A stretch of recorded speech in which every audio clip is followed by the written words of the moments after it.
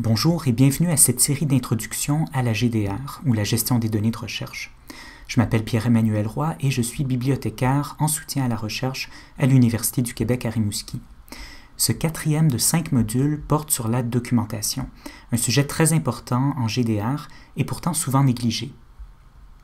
Imaginez que vous trouvez dans vos dossiers un fichier de données que vous avez téléchargé il y a quelques années. Voici le contenu du fichier. Vous avez oublié d'où viennent ces données et ce qu'elles représentent. C'est difficile de s'y retrouver là-dedans. Sans contexte, on ne sait pas trop comment interpréter ces données. On peut se demander, par exemple, quel est le sens de cette variable? Quelle est l'unité de mesure utilisée dans cette colonne? Quelles sont les différentes valeurs possibles dans cette autre colonne? Ou encore, plus fondamentalement, comment, quand, pourquoi et par qui ces données ont-elles été collectées?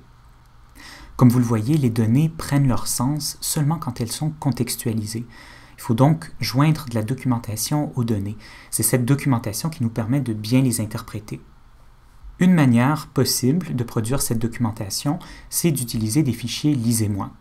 Un fichier lisez-moi, ou README en anglais, c'est un document structuré qui accompagne un ensemble de données. Ça se présente souvent en format TXT, c'est-à-dire un simple fichier texte, mais rien ne vous empêche d'utiliser un autre format. Vous voyez ici un exemple de fichier lisez-moi qui a été créé à partir d'un gabarit disponible dans le guide de GDR de la bibliothèque. On voit d'abord une section d'informations générales sur l'ensemble de données que décrit ce fichier lisez-moi. On a le titre de l'ensemble de données, le DOI, parce que dans ce cas-ci, il s'agit d'un ensemble de données publiées. On a une brève description, les dates de collecte des données, etc. Puis, on a une section sur les créateurs de l'ensemble de données. Ensuite, on a une section qui contient de l'information méthodologique, comment les données ont été collectées, traitées, etc. Et finalement, une section qui fait le survol des fichiers et des variables. On voit ici que cet ensemble de données se compose d'un seul fichier. Dans d'autres cas, il pourrait y en avoir plusieurs. Et on trouve ici la définition de chaque variable et les unités de mesure utilisées. Le principe général du fichier lisez-moi peut s'appliquer à des données quantitatives ou qualitatives et dans n'importe quel domaine de recherche, y compris en sciences sociales, en sciences humaines, etc. Tous ces renseignements qui décrivent et qui contextualisent les données, c'est ce qu'on appelle les métadonnées. Des métadonnées, c'est donc des données sur des données. L'idéal, bien sûr, c'est d'enregistrer les métadonnées le plus tôt possible, parce que dès le lendemain de la collecte de données, on peut déjà avoir oublié beaucoup d'informations. Pour saisir des métadonnées riches et uniformes, vous pouvez décider de suivre une norme de métadonnées.